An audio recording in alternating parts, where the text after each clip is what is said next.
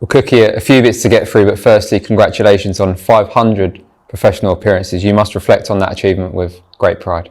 Yeah, it's always a nice milestone. Obviously, it makes me feel old, and I've been around for a long time. But yeah, I think it's something that I'll probably reflect on more when I end up stop playing and go through my career. But yeah, very very proud moment, and I never would have thought, as a 17, 18-year-old, I would have played 500 times, in the Football League and cup games. So yeah, it was nice, and the career's gone very quickly. I can remember playing my first game for Brighton, and now 499 games later at Watford. So yeah, enjoyable moment. Shame about the result, but as a personal milestone, yeah, it was nice. It's been quite the career already, hasn't it? No doubt the pinnacle, playing in the Premier League for you. Yeah, definitely. I think it's every young footballer's dream to play in the Premier League, and I was very fortunate to do that with a great club at Bournemouth and go through kind of every emotion, the promotion and defying odds and staying up. And I think I played about 180 games in the Premier League, and I never would have thought that, and extremely lucky to have done that. And it moulded me as a player, and those experiences of hardship, losing more often than winning, which is never ideal. But yeah, it's an amazing league.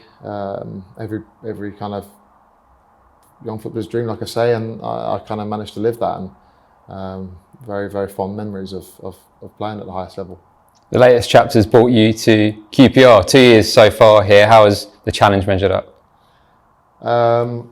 It's been a different sort of challenge.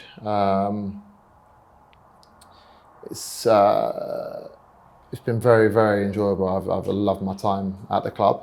I'm still loving it now.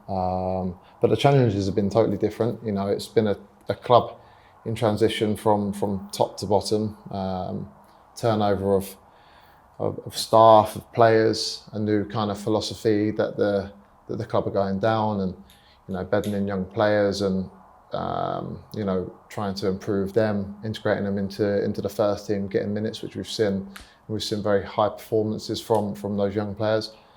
And then it's kind of a different role for me, as in you can't just think about yourself. Sometimes when you're a young footballer, you're quite selfish, and you focus on your own game and what you need to do.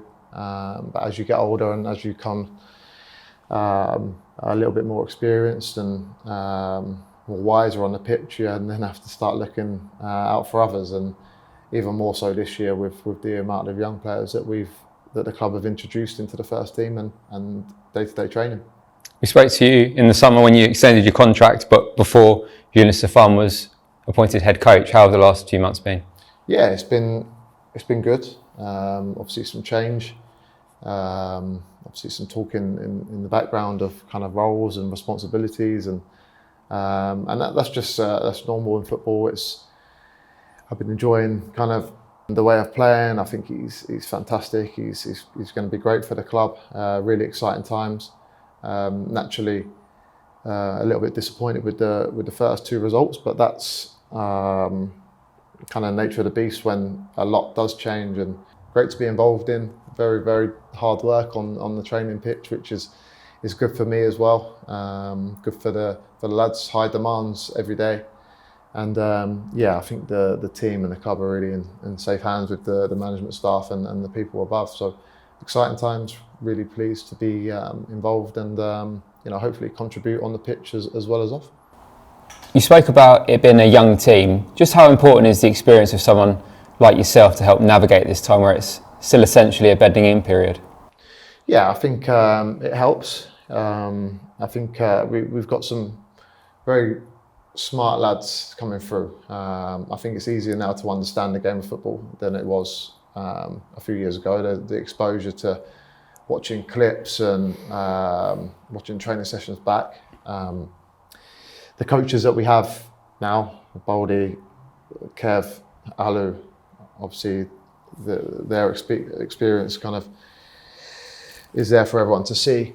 And then for players like myself, Sam Field, Jimmy Dunn, Ilias, to drive the standards every day on the training pitch is massive. These lads are going to have difficult spells, of course, on the pitch, in competition and in training. And it's actually just the standards also, making sure they're doing the recovery right, the gym sessions. So a lot goes into it. The responsibility ultimately is on them to give themselves the best opportunity to represent the club. And then those sort of players will be there to assist along their way, because you can't do it on your own. On the pitch also, you need a voice, someone to look to. I always looked to Tommy Elphick when I was a young centre half coming through. He was a few years older than me, the voice, the leader in the group, and that really helped me. And if I can kind of help players along the way, Timmy, Zhao, Dan Benny, these sort of lads, Ryan Colley, if they can come to me at a stage and I can help them 0.5, 1%, then great, because they've all got fantastic futures ahead of them.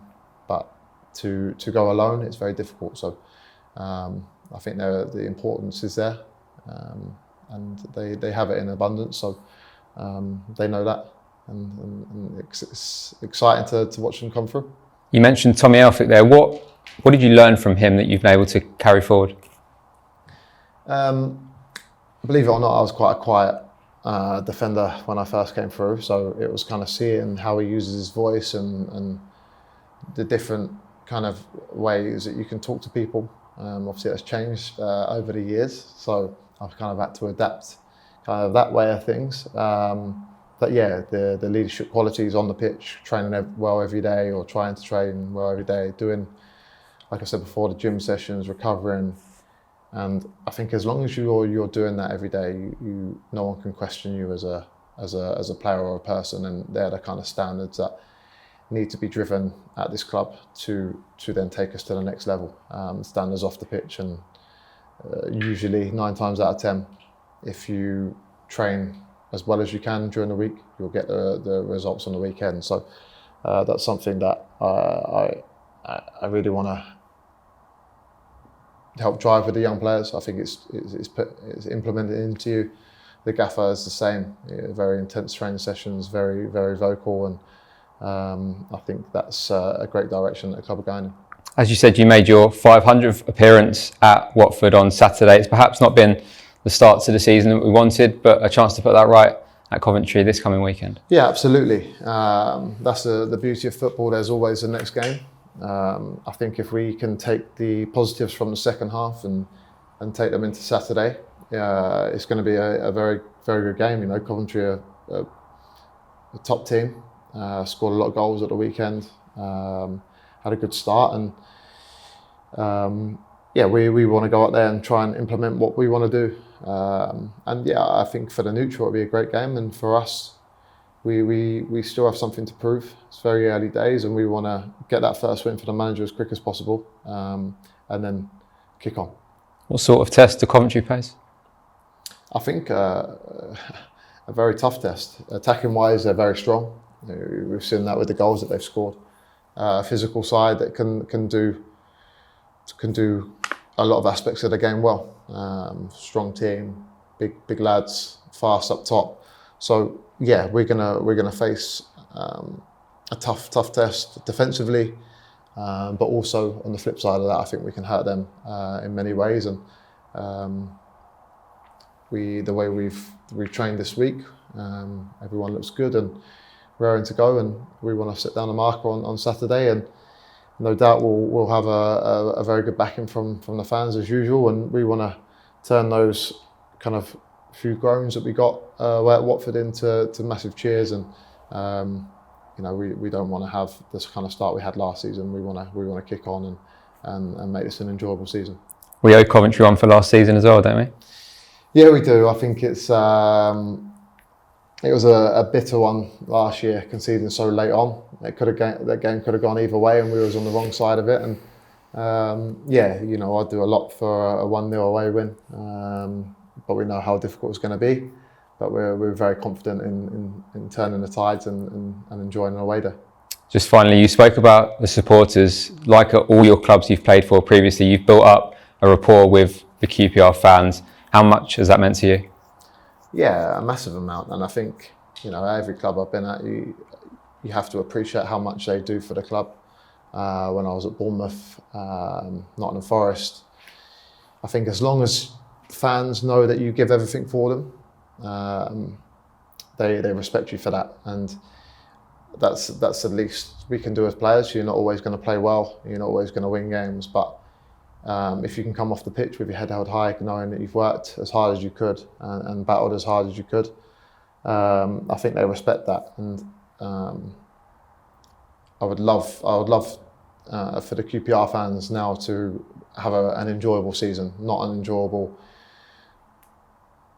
few parts of the season. The club have put down the foundations for the players now to excel. We've got an excellent staff in place. We've got excellent players and young players in place.